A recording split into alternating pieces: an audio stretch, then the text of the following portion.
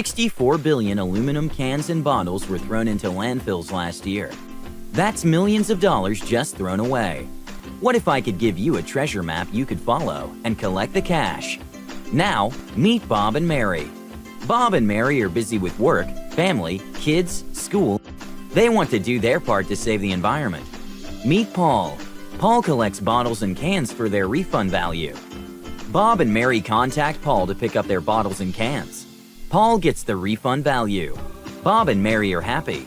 It's as easy as 1, 2, 3.